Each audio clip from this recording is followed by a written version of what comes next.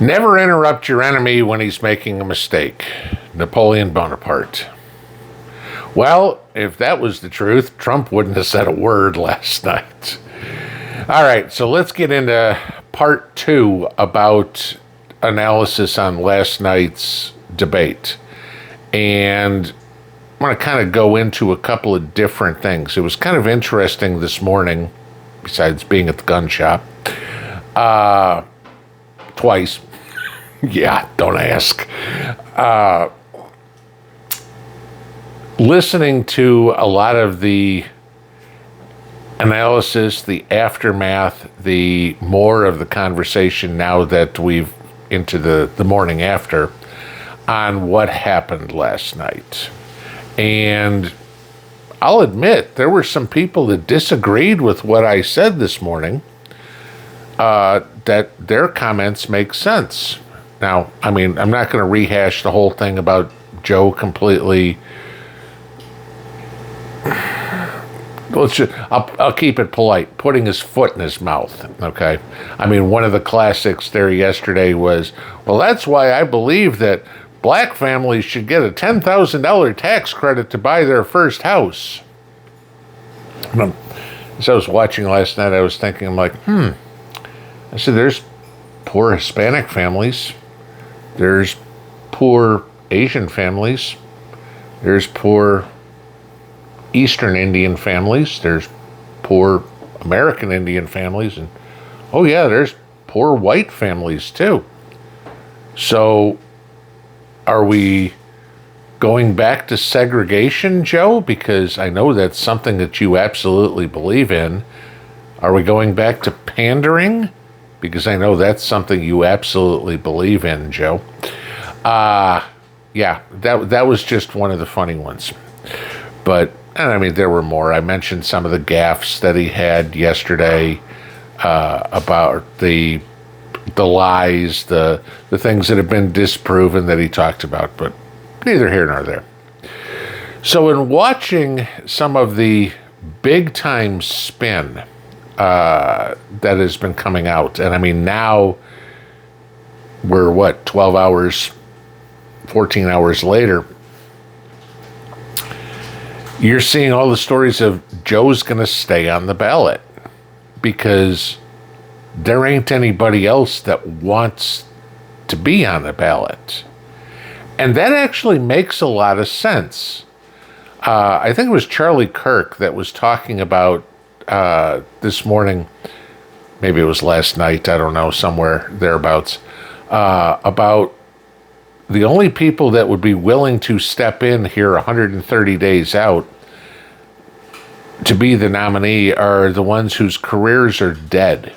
Okay, that either they're dying or they're dead. Now, he made a good point, like Kamala Harris, she's done. This is her one chance to be president if Joe steps down. Because do you honestly think anybody's going to go, you know what? She's the best option we have in 2028. No. Now, it was contrary to what I was saying this morning about Josh Shapiro, about Gretchen Whitmer, even about Gavin Newsom, maybe about Kathy Hochul. They all could be looking at going, all right, I'm not sticking my foot in this one, because we know in 2028, Trump's not going to be on the ballot because last night proved, okay, unless Trump does something totally stupid, and we're not going to get into July 11th and Judge Merchan and the sentencing and stuff like that. I'm not going that direction. He's going to win the presidency in November. Again, and we're all going to stick with this one if there's an election. That gets into something else I want to talk about. But there's a whole bunch of people that are going, I'm not committing political suicide. I don't have the infrastructure. I don't have the people in line. I don't want to go up against Trump. I'm not killing my career again. Newsom, Shapiro, Whitmer, Hochul, the bench. Now, I'll wait my time. So that leaves it up to Kamala Harris, maybe Hillary Clinton, to, if they pulled Joe out, to step up, which at that point is the Democrats giving up. All right, we know that, which is a good thing for the country. Now, let's look forward to 2028. We've heard all the rumors that Trump's going to announce his VP soon. There was rumors that he was going to announce his VP before the debate yesterday, that his chosen one was going to be at the debate last night. Okay, there were a few of the people on the short list that were there. All right, so let's see. So now we start to put the game into play. If Trump wins in 2024, which at this point looks very good. I mean, if the polls said it was 67 to 33 on what the public thought of who won won the debate, that means Biden lost all the independents yesterday. Okay, so even the betting lines now, you can do that in Europe, give Trump a better than 60% chance of winning. Okay. Maybe, I mean, here'd be another off the wall one. Could the Democrats go, hey, RFK, any interest in coming back to the party? Right? I mean, he's actually got some infrastructure set up for himself at this point. Not much, but they can play name recognition. So now what comes into play is 2028. What can Trump do in 2024? Well, it depends on what happens in Congress. It depends on what happens in the House. Chances are the Republicans win both of those. But again, like I said the other day, look at who Utah just announced as to be the GOP candidate to replace Mitt Romney. Basically a liberal. It doesn't make a whole lot of difference if the guy's got an R behind his name if he votes with the communist leftists. So 2028 all of a sudden got to be a whole lot more important. And like I've said many times, whoever Trump picks as his VP is the anointed frontrunner immediately in 2028.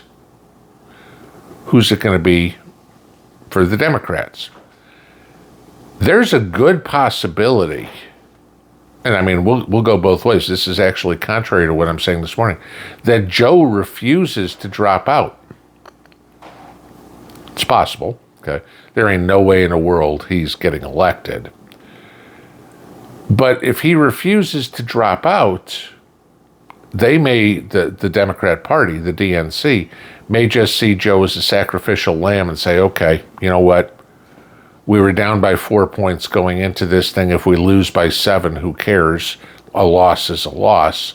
Let's just lick our wounds and prepare for 2028. That's the end of Kamala Harris. I mean, we've already passed the end of Bernie Sanders and Hillary Clinton. I mean, they'd be darts at a newspaper, if you will, for a chance. Yesterday was the end of the Democrat chance for 2024. Because think about it. Would you, let's just say you are a Democrat. Would you go, yeah, you know what? I want to pick up the slack 4 months to go, and I think I can win against the Trump machine, the Trump train? Probably not. So you're not going to commit political suicide. And remember, these are politicians. They've all got a bunch of money already. Again, I go back to AOC, who in 4 years went from I can't afford an apartment to I own a $1.7 million condo. They've all got money. Once you got money, the next thing you want is power. None of them are willing to give up their potential for power. So they're not going to jump into the chainsaw that is the Trump machine, the Trump train. Okay. So that gives Trump 4 years, because he can't run again, okay, if he wins. Can't run again. So whoever's next has to be MAGA to continue what he starts. There's a lot of difference in it. A lot of people say J.D. Vance. I'm not going to disagree. J.D. Vance is young. He is 100% MAGA. He's good. Vivek Ramaswamy. I know there's a whole bunch of questions about him, but he's young and he's 100% MAGA. Byron Donalds, okay.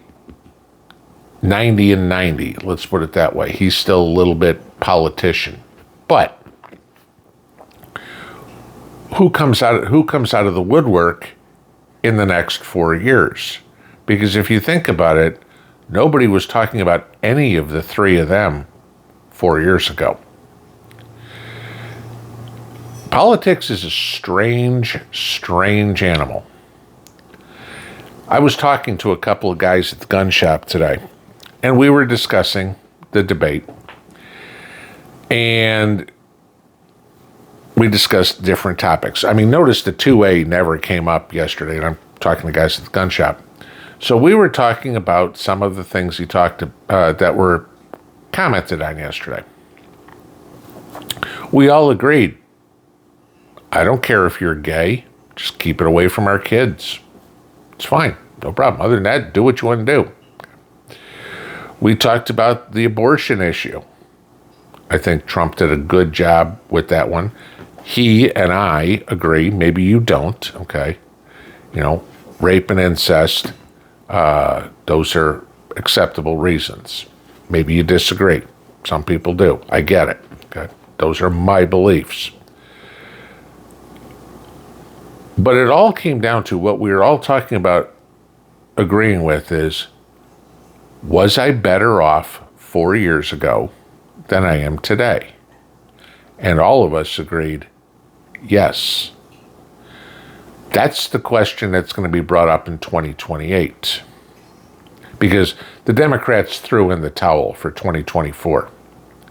The catch is now, can Trump take the momentum that he got from the debate last night and parlay it into not only a victory in November, but into a legacy for the next 4 years, 8 years, 12 years, whatever. Here's the caveat. Joe ain't giving up without a fight. We've all talked about many, many times that Joe wants a war. A lot of you said, even in the media, the social media arena, said that last night was a setup. It was the DNC's way to get Joe to finally resign because they didn't want him. But if nobody steps up, what good does it do? So if Joe's going to stick around and have any chance, now we go back to the bigger fear. What's the false flag event? What's the black swan event? Does Joe get us into a war? Or something else? We know the CIA, we know the FBI are completely in cahoots with the DNC. Okay. Again, we go back to Clapper and Brennan and all these guys. There's differing opinions on 9/11. Okay. There's differing opinions on Oklahoma City. Okay. Whether or not Muhammad Atta or why the name just slipped my mind. Crap, can't think of the guy from Oklahoma City all of a sudden. Whether they were plants. Okay. What happens if something like that happens again all of a sudden? Do you think about this? We're under attack. We can't afford to change the administration. Joe's not running the country anyway, but let's leave in the Joint Chiefs. let's leave in the cabinet. Let's leave in Kamala Harris. Let's declare martial law because the United States is under attack. Oh, that's right.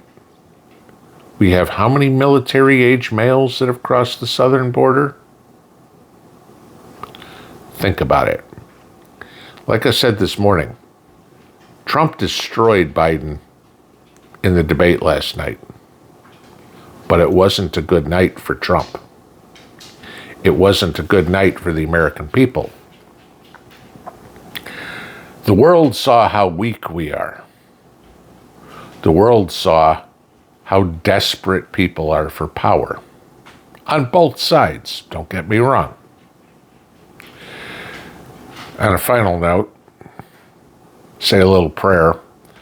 Thomas Massey, whatever you think about him, his wife died this morning. None of us want to go through that. Have a good afternoon. Pinball out.